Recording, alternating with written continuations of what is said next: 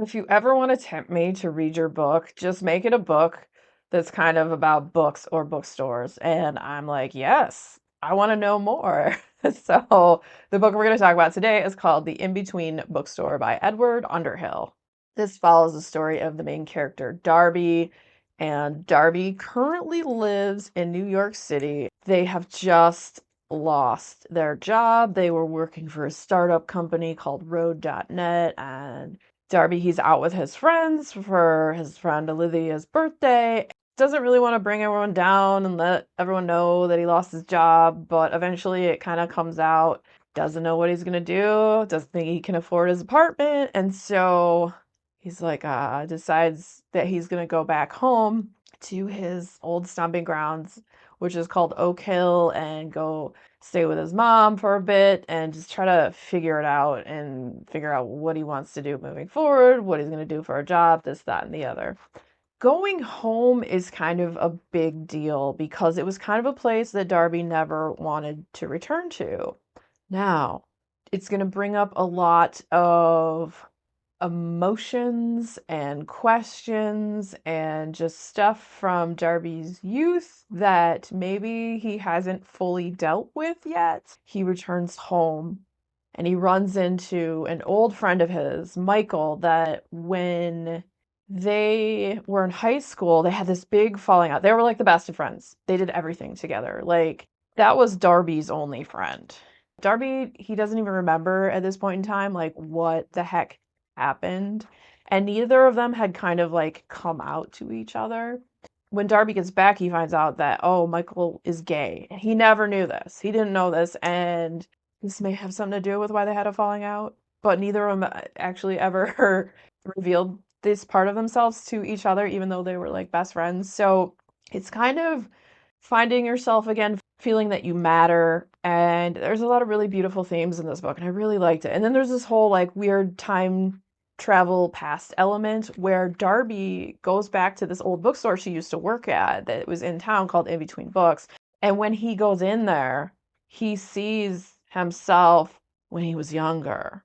This keeps happening when he returns to the bookstore, and he's like, okay, maybe I'm here for a reason. Maybe I need to tell myself something because I know I felt really lost at this point. I don't remember why me and Michael had this falling out. Maybe I can fix this. Maybe I can find out like what the heck happened. And so you have that element of it. And it's a story, it's about like healing a lost friendship, healing yourself, finding belonging, coming to terms with the fact that like maybe you didn't necessarily need to go away. Maybe there was a place for you in your hometown. You just didn't realize it or see it or think that anyone could possibly accept you.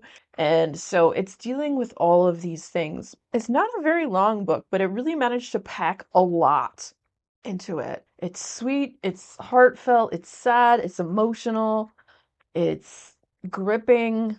I read it in a matter of 2 days. I think I liked all the elements of it. You just, I don't know. Think about when you were a teenager and just how you get so hung up on what everyone else is going to think. It's so hard to imagine that if you're even the tiniest bit different from like the herd, that, you'll be like, accepted. And a lot of times maybe you won't be, but those people are not worth your time. But you don't realize it when you're that age. So putting that in your mind and seeing it represented so well in the pages of this book, it's just a really beautiful, sweet book. Do Darby and Michael heal the rift in their friendship? Because like this really tore Darby up. So what happened was there was this big fight they had that Darby doesn't remember what happened.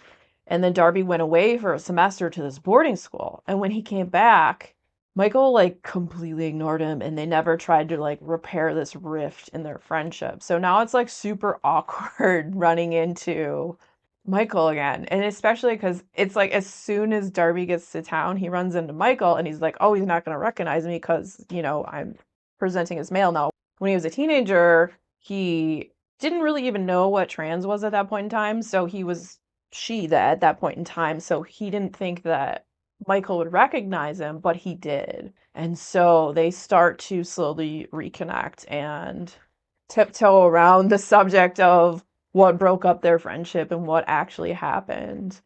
If you've ever felt lost and like you didn't belong, that no one would understand, it's a story of that you're maybe not as lost and you do belong somewhere more than you think you do.